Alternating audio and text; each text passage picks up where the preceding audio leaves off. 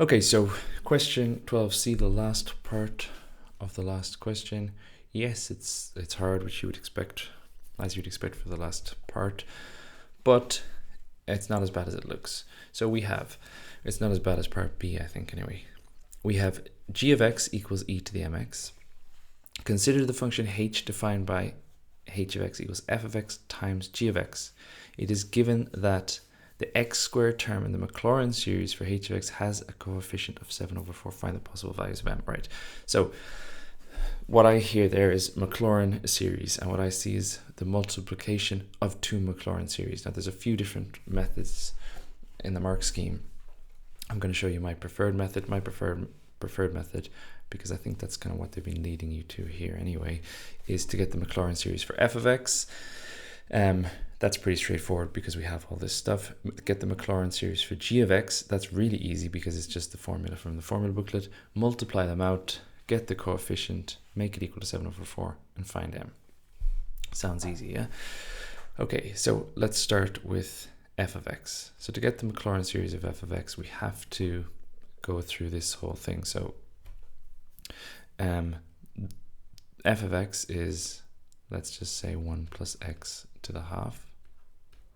F dash of x, we already got. It's a half 1 plus x to the minus a half.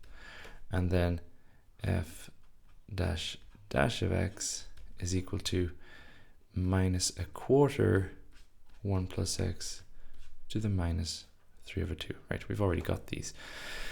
F of 0, which we need for the Maclaurin series, is then 1 plus 0 to the power of a half, which is 1.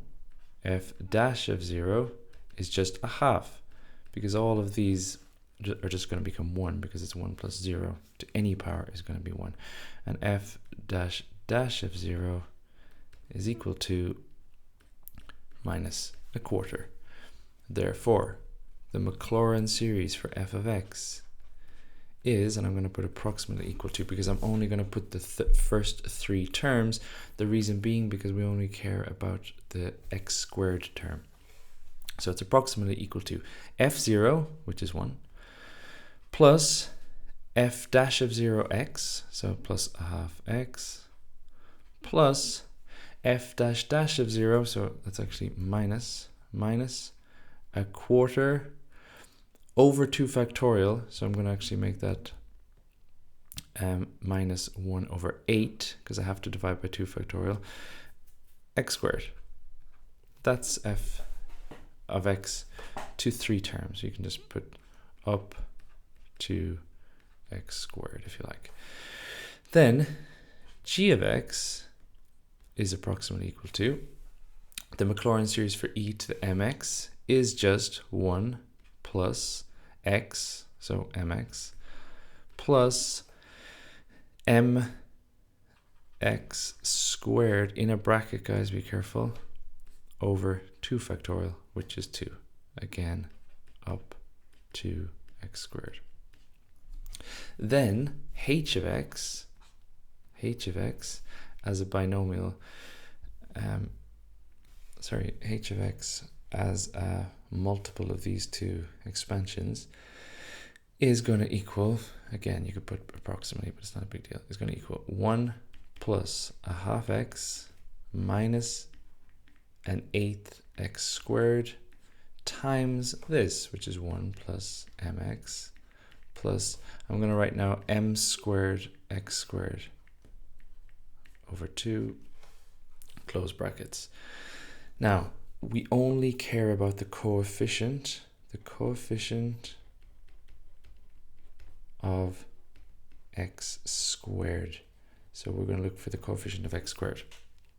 To get the coefficient of x squared, it's going to be, because if you multiplied out these two brackets, you do the first times the first, the first times the second, the first times the third, the second times the first, the second times the second, the second times the third, and the third times the first, the third times the second, the third times the third. I'm not going to multiply everything out. I'm just going to see which the terms I want. So it's the x squared term would be the 1 times this term.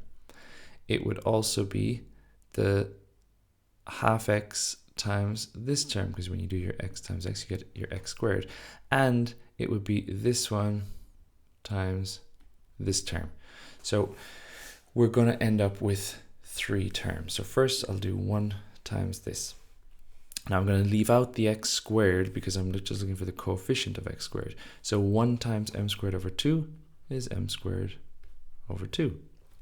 A half x times mx, or a half times m, is just a half m, or m over 2. And an eighth x squared times 1 is just an eighth x squared, or again without the x squared, it's just minus an eighth.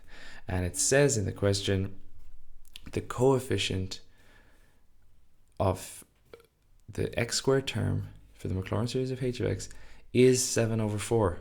So I'm going to equate it to, I'm going to equate this to 7 over 4. And now I just have a quadratic that I will solve. So the best thing to do is just multiply across by 8 to get rid of all these denominators. So I will do 8 times this is 4m squared because the 2 cancels. Similarly here, this is 4m, this is minus 1, and 8 times, well, the 8 and the 4 cancels, and we're left with 2 times 7, which is 14. This gives me 4m squared plus 4m minus 15 equals 0. Let's factorize this. Finally, they finally left us with, as if it wasn't hard enough, a difficult quadratic. So let me try this. Is it 4m and m? I need to get to 4 here, so I could try my 5 and 3. That gives me 12 and 5, no good. 5 and 3 is no good here. 15 and 1 will be no good. So I have to try 2m, 2m. 3 and 5, let's see, 3 there and 5 here. That will give me 10. Minus 6 will give me the 4, perfect. So I'll do that's plus and that's minus. So I have 2m minus 3 times 2m plus 5 equals 0. 2m minus 3 equals 0, or 2m plus 5 equals 0. I'll do it up here. I'll just do it here. 2m equals 3. M equals 3 over 2. Or 2m equals negative 5. M equals negative 5 over 2. Okay, that's the last question in paper 1. Obviously difficult, but that's what you expect from a final question. I'll see you in paper 2.